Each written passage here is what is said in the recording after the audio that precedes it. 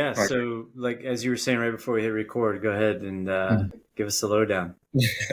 yeah, so I mean, it was always my goal to play collegiate sports, and I mean, I played soccer my whole life, so that's the route I took. And my sister was a big inspiration for me. She played Division One at UC Upstate, and then just finished her 5th year at ODU. So I was always just following the footsteps of what she had done, and it was a big inspiration. So once that I saw she could do it, it definitely helped me realize that I could do it as well. So that was how I got started with the journey, I guess. And then I think recruiting for us really picks up around end of like junior year, summer, and then going into senior year.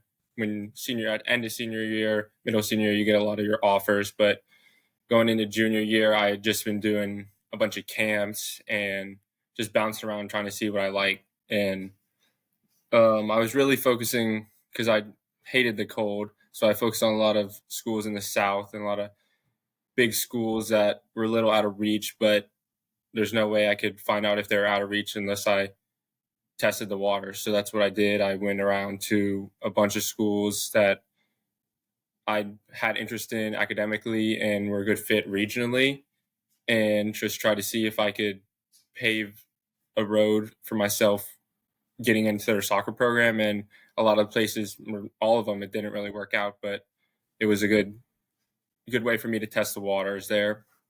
And uh, towards the end of my process, I had narrowed it down to a couple D3 schools in the ODAC, and I was at a camp in Shenandoah.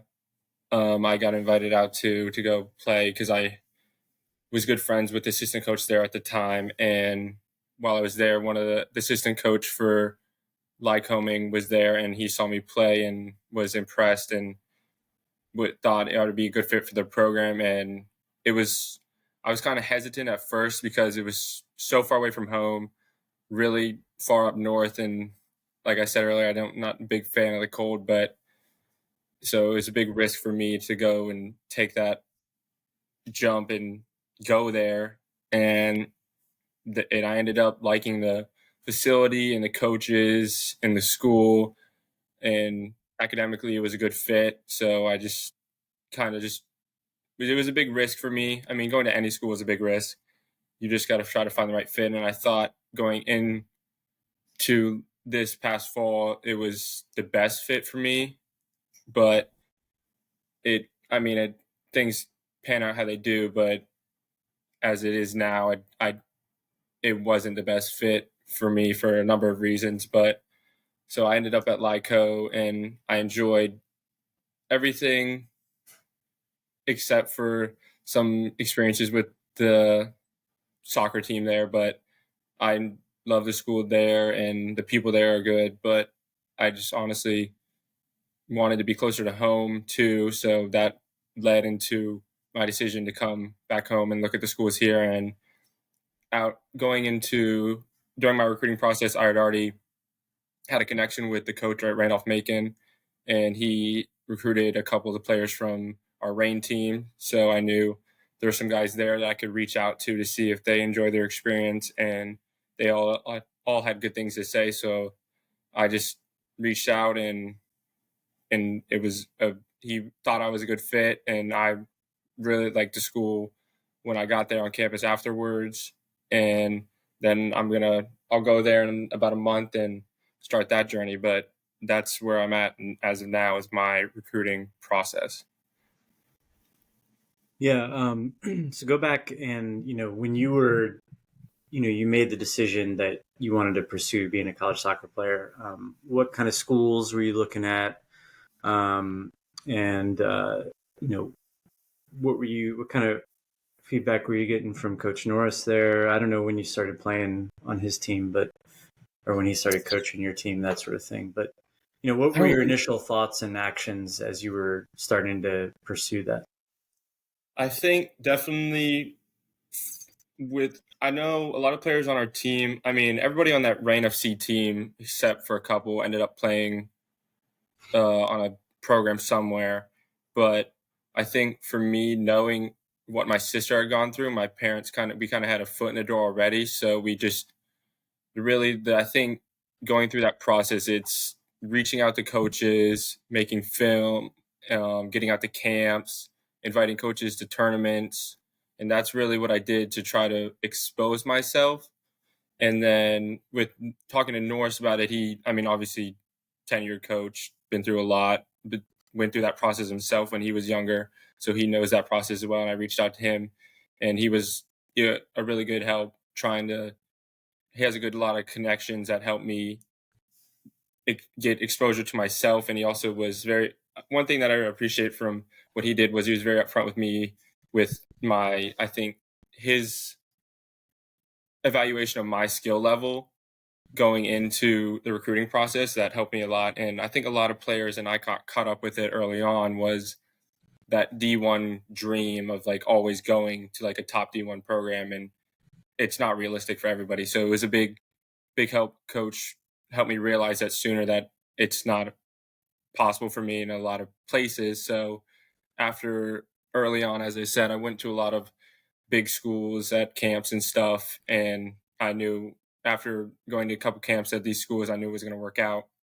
And then I focused my attention to some smaller schools, some small liberal arts schools and like the ODAC and closer to home. And that's where really I went on to like target those schools. And you really just got to find the best fit no matter the soccer level there. And coach, I don't remember exactly when we started playing on that Rain FC team, but you had us with one legacy season and then we went to Rain, or was it? No. Two. Yeah. And then we switched to Rain, but yeah, we originally was with me with just the straight 04 team. And we had, I think, 7 or 8 of us that stayed another year to combine with the 04-05 team. And we had a really strong team that year that strong team, and along with Coach Norris's knowledge and connections, it really helped a lot of us get recruited to some of these schools. So that's about it. Norris, what do you remember about all that, and that team and Mason in particular? What were you seeing, and what were your thoughts at that point? Yeah, I mean, look, I think Mason's experience was, not unique in the sense that he had a little bit of background with his sister having gone through the process. I think that helps a lot of people and a lot of families when you have multiple kids and you've had one or two go through the process already. That can kind of give you some ideas about best practices. If you're not so fortunate, then it's good certainly to be playing in a good club and to have some guidance from people, who have been through the process either themselves or have tried to help guide other prospective student athletes through the process. And so Mason kind of had a little bit of both. And then as a family, they were really good about being engaged in the process. He didn't just hang out and wait around for people to show up at games and watch him play. I mean, they got out and he did a bunch of camps. And like he said, he really pushed the envelope in terms of shooting high early on and setting his sights high early on and trying to see kind of what level he could achieve. And I think it was an interesting process for him.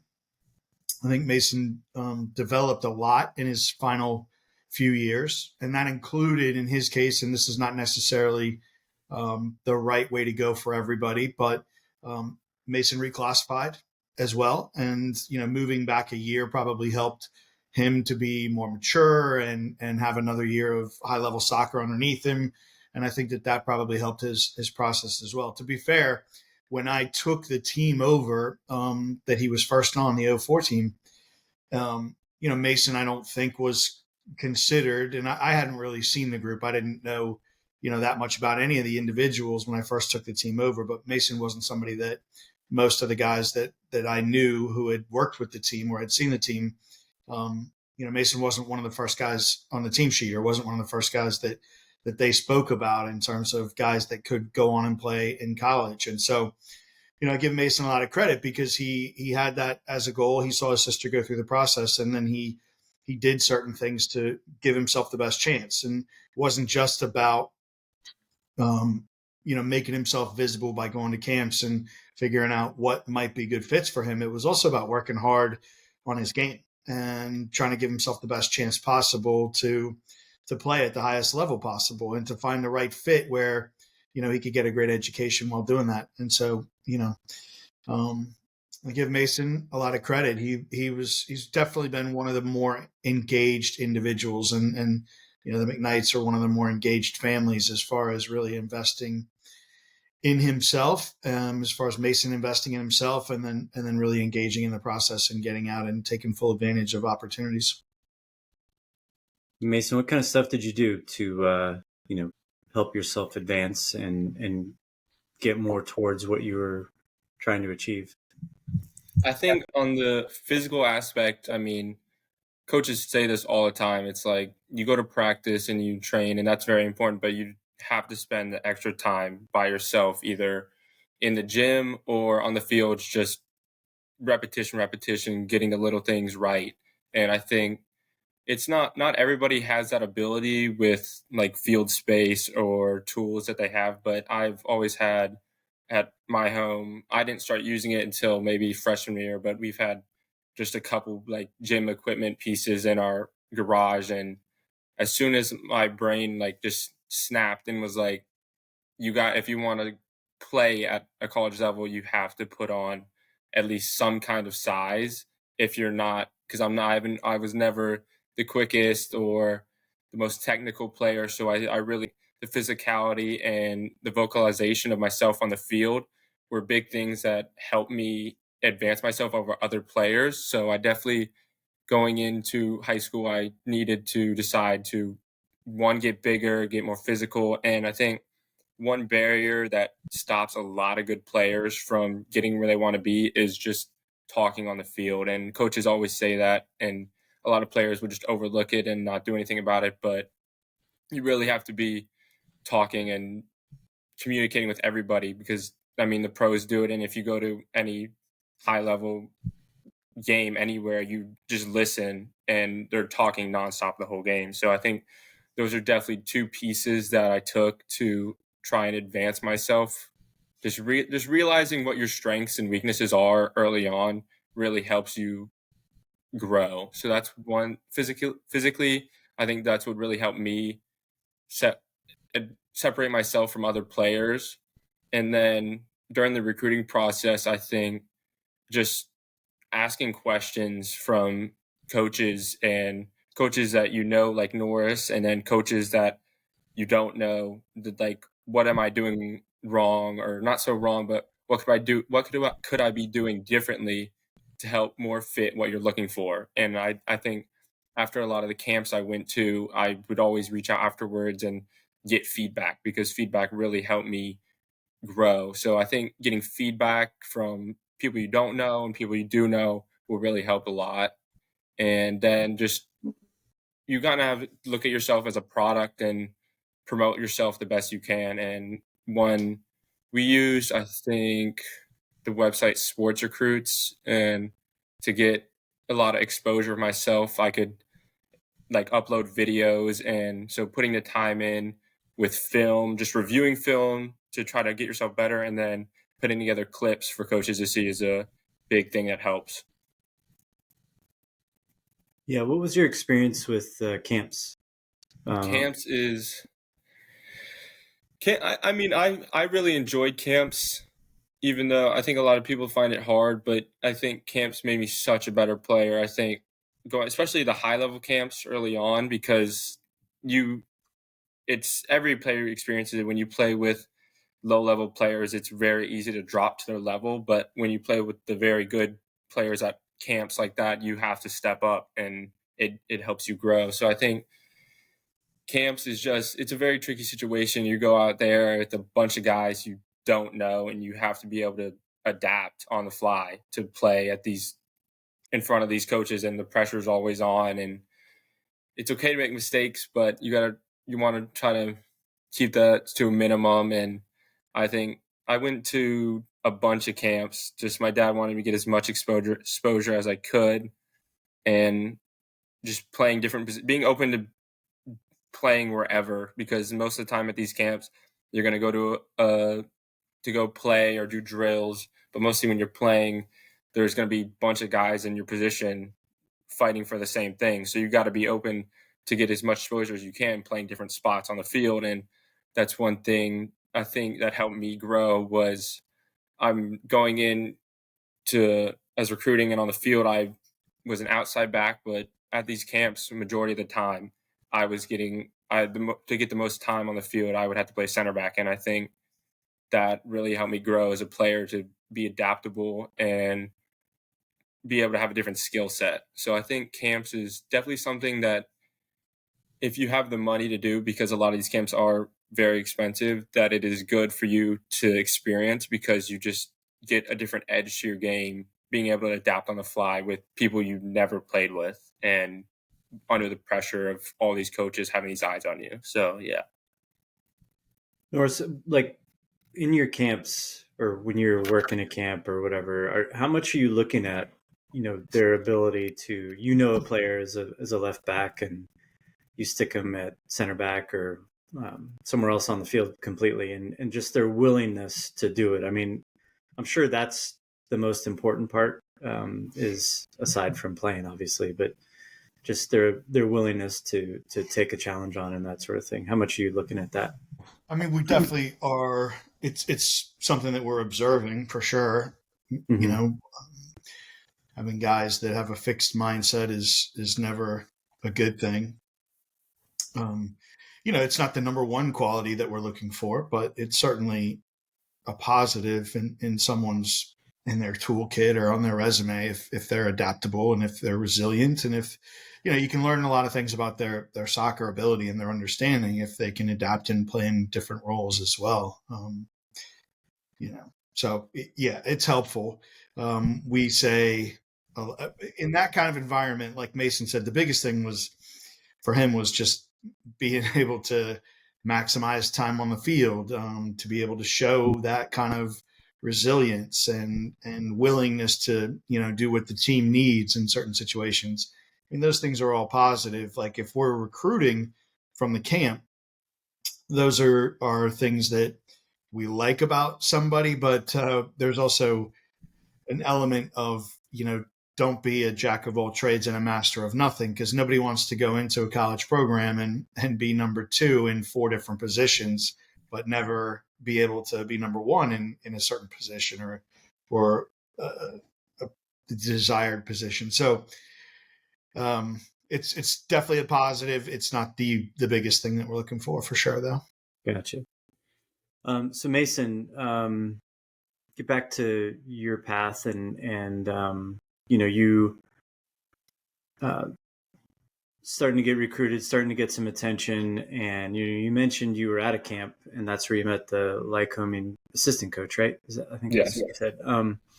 And so, what was that interaction like? And what kind of visits did you go on, and what were you starting to pick up on that was important to you as you were starting to look at different schools?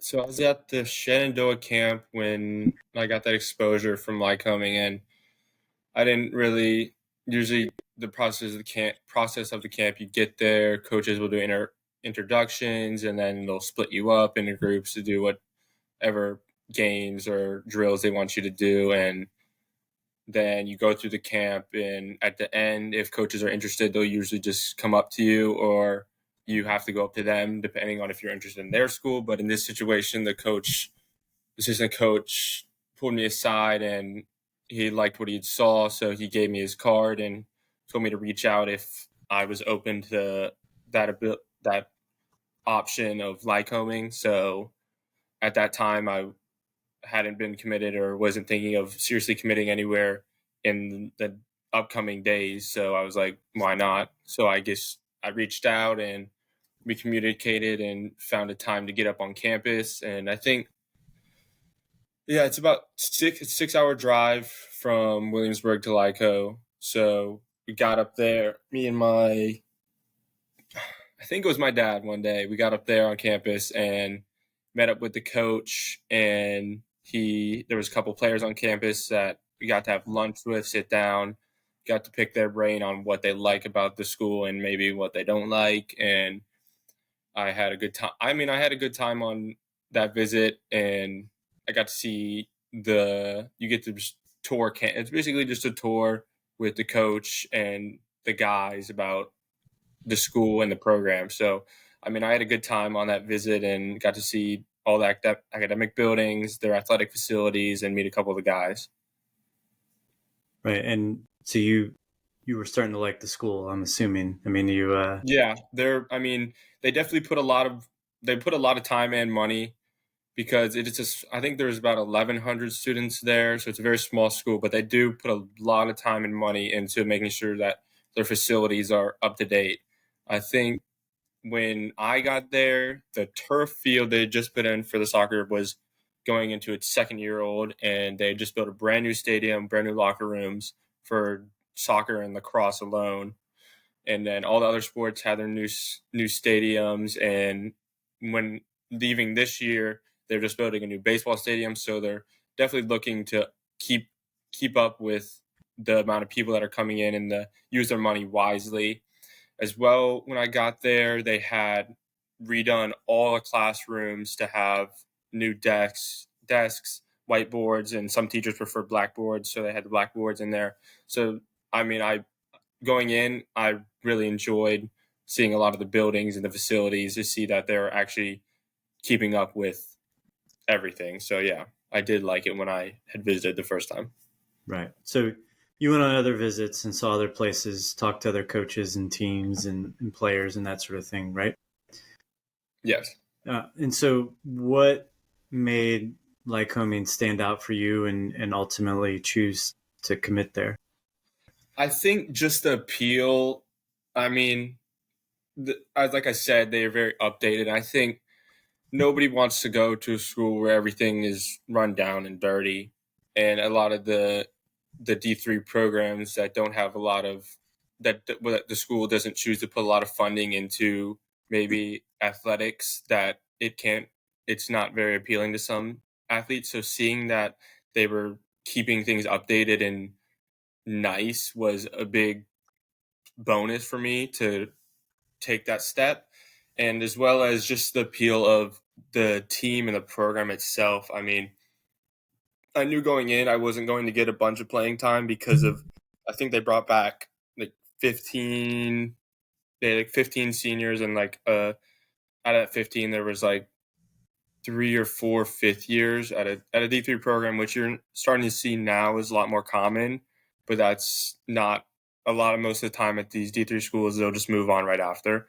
But seeing that they had a lot of guys with experience, I was thinking this would be a good year to make a run to the NCAAs. And I think that for me, that is my ultimate goal as an athlete, is just to try to experience that one time and play at that level would be very fun and cool. So I think that appeal of this team being at a very high level was going to help me, either now that I'm transferring out, prepare myself for the next school I play at, or prepare myself to play for the next 4 years at that program. So just being at that high level with a lot of those guys made it very appealing to take that step and to go there. Mm-hmm. And so what made you what were some of the criteria that actually you were thinking of to evaluate schools, and what made you, kind of that broken leg test, right? Where you're, if you couldn't play anymore, Lycoming would be the place for you. I think really after athletics, you just go straight into academics. And I think Lyco is not like a top wild, very smart school, but it does have a very strong core of academics. And one thing that also was that drew me there was they had just introduced a entrepreneurship class there that I had applied for and got a scholarship for there. And with that scholarship, I just had to minor in entrepreneurship, and this So that was a big thing for me going there. And I got there and I took the base level entrepreneurship course with the new professor that was leading the course. And he's a tenured guy. He's been teaching for a very long time. And I enjoyed his teaching. And when I met him on Zoom for the first time, I thought he was a very interesting guy and I could learn well from him. So that was a big thing for me looking past soccer and college, that if I was for some reason to stop playing, that I think what I would learn from him and other teachers there would prepare me to get a job after school. And I think, I can't remember exactly what they were ranked, but the newest liberal arts, they were ranked in the top 100 this year. So it was a very strong liberal arts school, and the academics there were pretty good. So that's one thing that I think was a big plus going there as well, outside of soccer. Cool. And so once you got to Lycoming, what was the soccer like, and what were the differences that you saw immediately from playing on Coach Norris's team to playing in college, and was it what you expected? I mean, it was definitely what I expected, because I at a lot of the camps I went to, they would, at the end of the camp, you usually have like an all-star game where you get to play against some of the guys. So at having those experiences, I got to see a little glimpse of what going head to head with a lot of these guys is like, and it's just the speed of the game is just so much faster at at any college program. And I think just when I got there, we just hopped right into it. I got there like a week before classes started, and it was just athletes on campus. And it for a week, my whole life was just at the field or in the gym, just nonstop. So it was very heavy for those first couple weeks there. And I think just the speed of play was the big difference for me there. I think, like I said, I wanted to prepare myself as much as I could physically. So I think I was pretty close or at that level physically to compete with a lot of these guys, but just their understanding of the game and their speed of play is what separated them from me and some of the other freshmen, primarily in those first couple of days. But as the season progressed, I think a lot of the freshmen, I think there was a group of 7 of us. Most of us were competing to try to be the first or second guy. And one of us, Aiden Stillman, he was a good friend of mine there. He was actually getting a ton of minutes towards the end of the season and had been taking on a bigger role in the team going forward. So I think a lot of us were very adaptable and were looking to grow out of that freshman core. And I think it was very not easy. It was a lot of hard work, but definitely we definitely could step up to that level if we had more time. Or if I had more time, I think I would be there next year. I was looking to try to step into a bigger role for the team, but a lot of like I said, Aiden had already began that process. So I think seeing him do it made me realize that a lot of us could too. Right. Norris, did I miss anything through the recruiting process? I kind of glossed through some of that, but is there anything that comes to your mind that I didn't pick up on? I'm not trying to put you on the spot. I'm just trying to think, asking if you remember anything from all that stood out. All right, cool. I mean, not necessarily specifically. I mean, if we were going to push Mason on it a little bit, I think if you were, what was it about just the soccer piece of Lycoming that made you think that it might be more of a challenge for you than some of the other places that were recruiting you? I think definitely just the head coach there I can't remember, I think what is 2023. They were in the MAC. They'd won the MAC, I think, 5 years ago when I got there, and the coach had a couple other season wins, and his first season there, he he had a ragtag team that he had put together with what he had got coming into there, and they had won the conference. So I think just the coach being there, he was a good coach, and seeing what he could do compared to some of the other coaches out there and what I was looking at was a big plus. But the team when I got there was just not what I was expecting. But I think definitely the coach and the players, and like I said, they had a lot of seasoned guys that knew what they were doing at this level. So I thought definitely that having that amount of older guys there would help me grow on a personal level for just myself and playing in a team setting with a lot of guys that knew what they were doing compared to some of these other programs that maybe didn't have. Like I said, like a lot of the D3 programs are now starting to have a lot of older guys stay, but I feel like a couple of years ago you wouldn't see that as much. Yeah. So you mentioned that it wasn't quite what you expected. So run us through the season and you know, what kind of experience was it, and you know, what made you ultimately decide to transfer? I think I went over this with Norris, so he already knows a little bit, but I think just finding the right fit and being happy was what really made me decide to leave. Like I just being so far from home was a big thing that was on my mind every day that I was there. It's just like just little things like being able to drive home and see your parents that I couldn't do because I was 6 hours away, or see friends that I had grown up with my whole life. But just not being able to have that took a toll on me mentally a lot outside of soccer. And then inside of the soccer aspect, I think I was up for the challenge physically.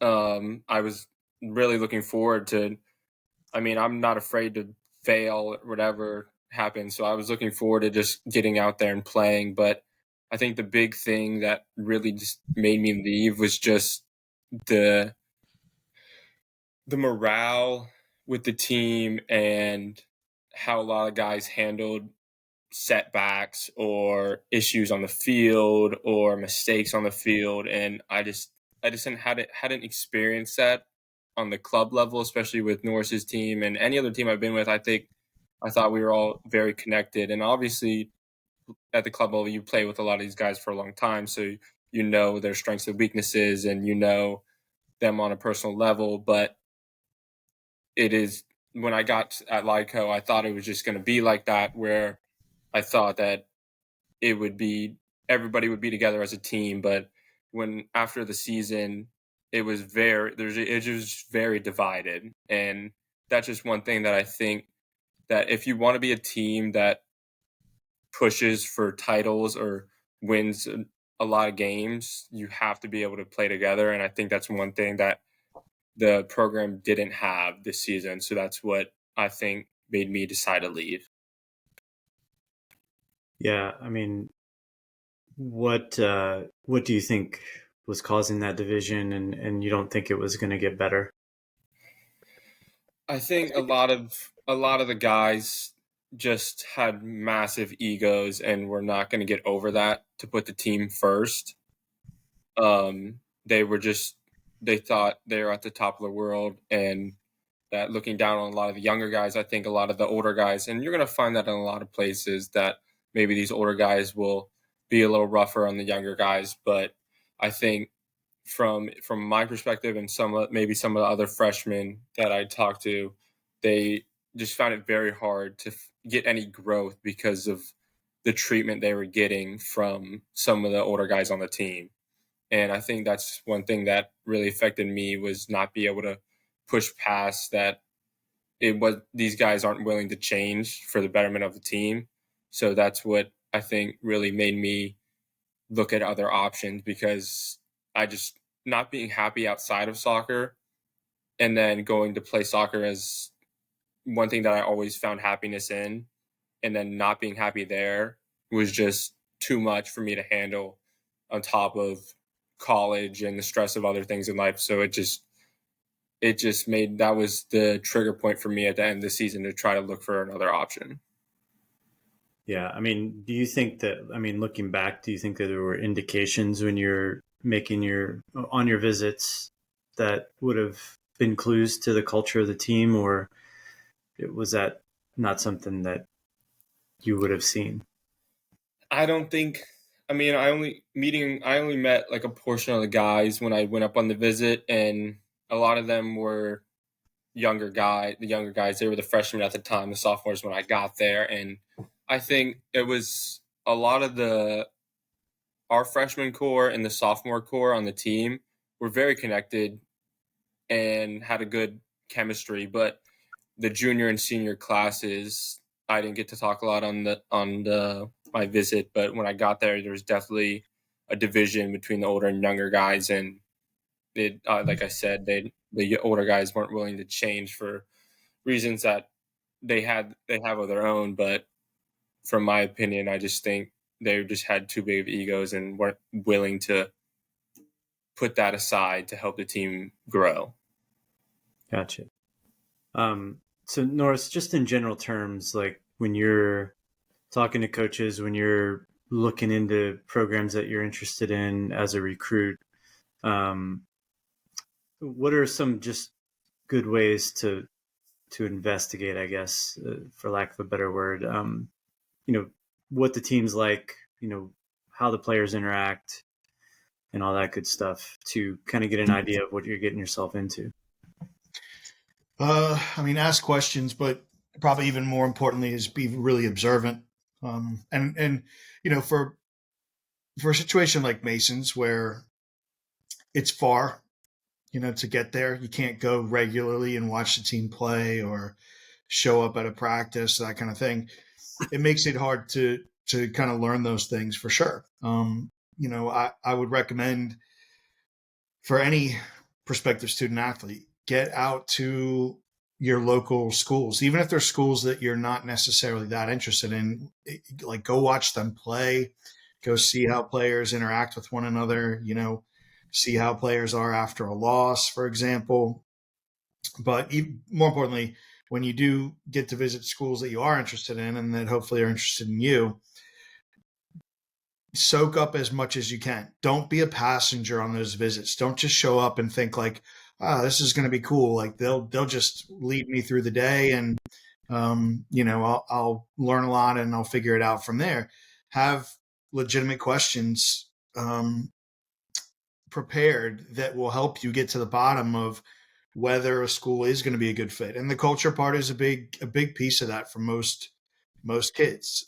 It's not just about what happens on the field. It's going to be about that overall experience. And for most people, when you're spending that kind of time within a group, having commonality in terms of values, goals, work ethics, maybe even the social aspect, like those are going to be things that are important to you as you're navigating those 4 years. And, cultures, it's a tough thing to build and an easy thing to have kind of break down.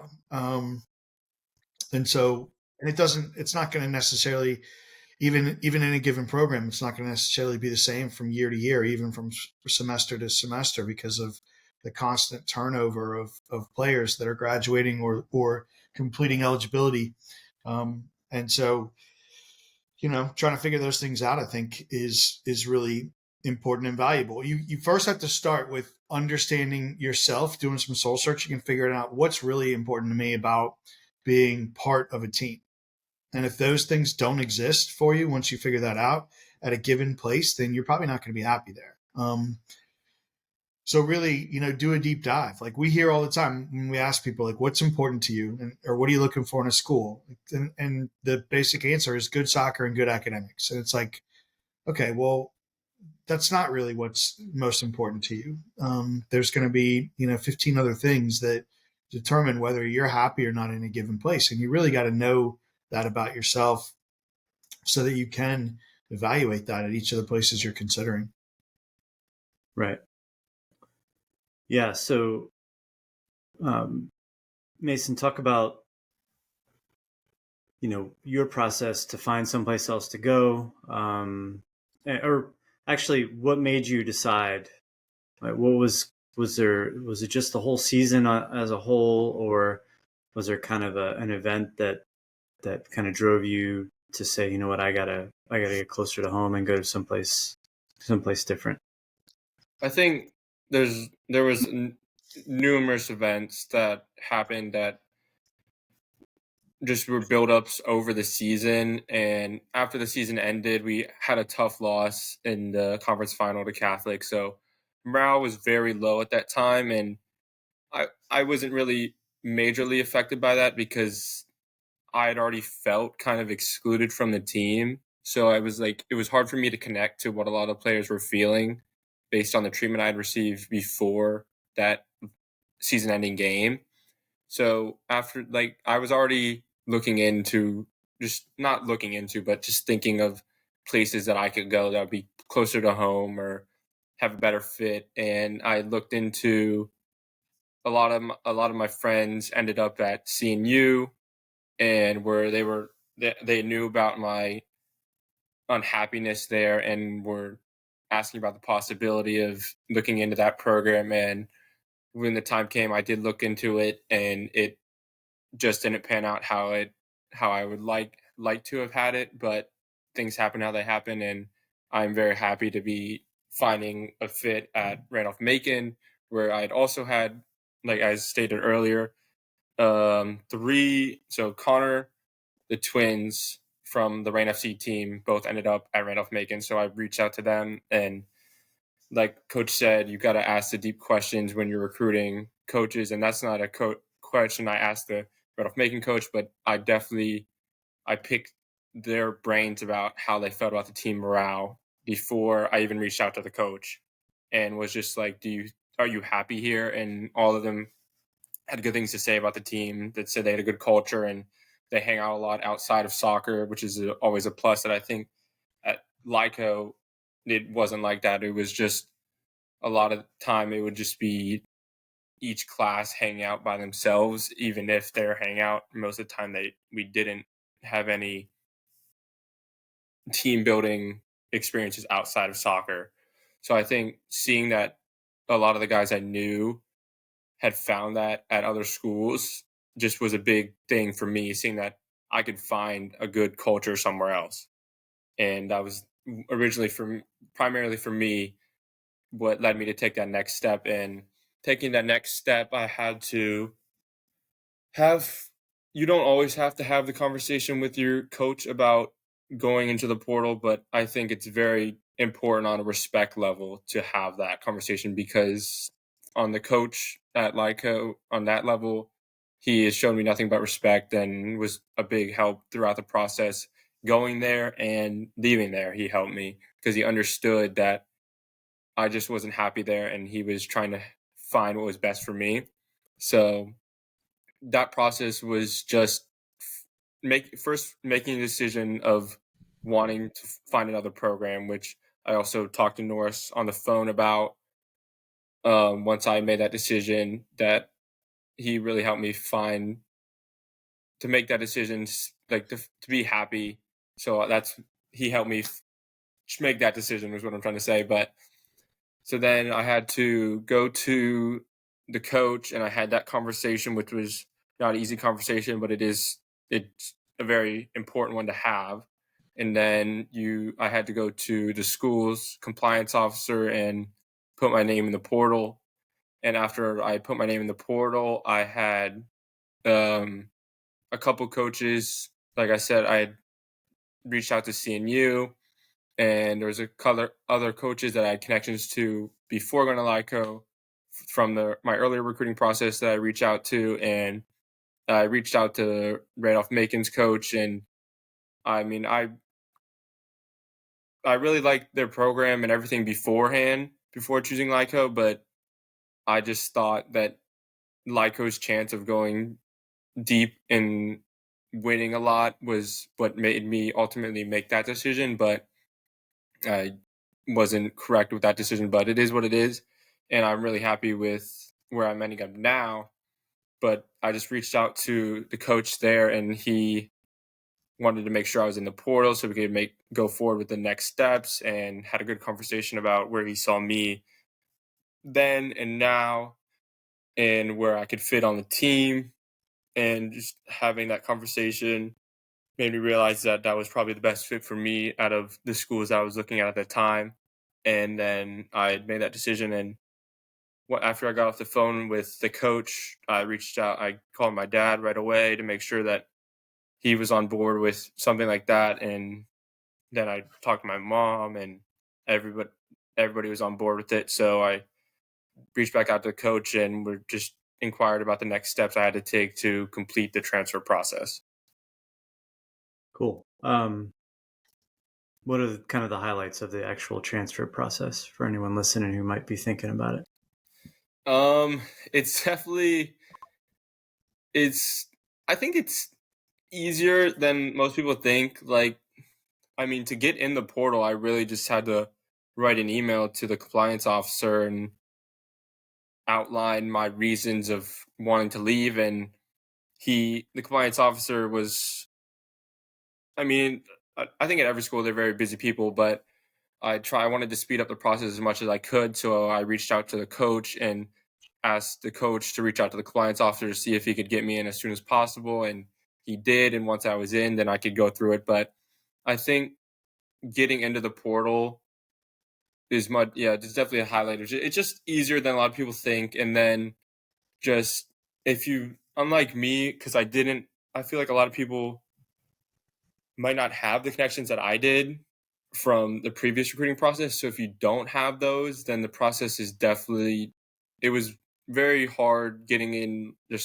all the right paperwork, and all that stuff is very long drawn out process of filling out the paperwork, sending it over, getting more paperwork. So that was hard for me already having a connection with a program, but people that might not have that connection might find it even harder to first originally find a new program, because a lot of people nowadays, I mean, there's so many people that go into the portal and just don't find a new home. So I think I'm very grateful that I had a good connection with the coach originally and was able to find a new home. But a lot of people, I think, might find it hard taking the next steps of finding somewhere else to play. Yeah. Norris, do you have any commentary on the transfer portal and the whole process? Or I know that it's a big part of what you're doing.